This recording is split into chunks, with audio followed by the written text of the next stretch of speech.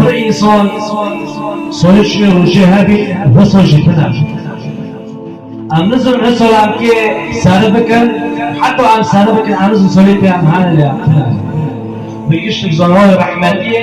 صليتشني روجه هبي بس صوتنا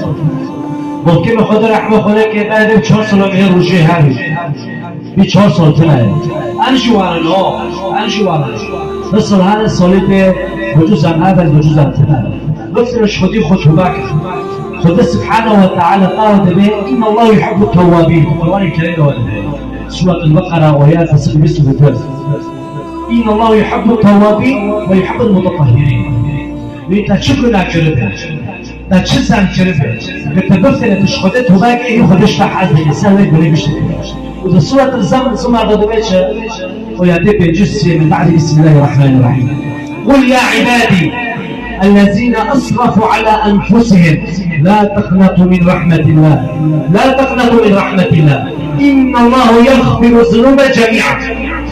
إن الله يغفر الذنوب جميعا إنه هو الغفور الرحيم لو بدأت شكر كلمة لو هكذا عملت كلمة بينجح حتى لو قلت أنا بناكل شازدي خدينا وتباك خدا سبحانه وتعالى تقبل كلمة خدا سبحانه وتعالى أنظرنا نسمعنا بعزمي وفي إنسان بين خدا ليصل حتى قالوا قد شيء وسأل أدبي سيدنا محمد عليه الصلاة والسلام ما زمك شيء بيخبر عليه الصلاة والسلام بين أقربكم مني مجلسا يوم القيامة أحسنكم خلقا تبيزا تدخوازي القيامات الجنات جيت أشبه نزيك بأحلوقيتها خدا سبحانه وتعالى توبة سيدنا محمد الشكر وانا لو قلت ما تحكي لا كنت أفهم بيدك لا كنت أفهم جودك قلت بعد بسم الله الرحمن الرحيم وإنك لعلى خلق عظيم وإنك لعلى خلق عظيم خدا سبحانه وتعالى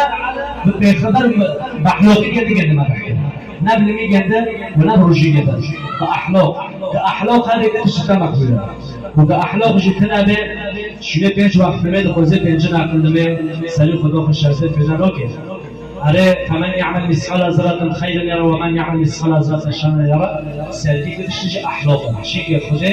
بخبري ما بأحلاق ما تحكي جرك في أحلاقي ماشي وكيل سيدنا محمد عليه الصلاة والسلام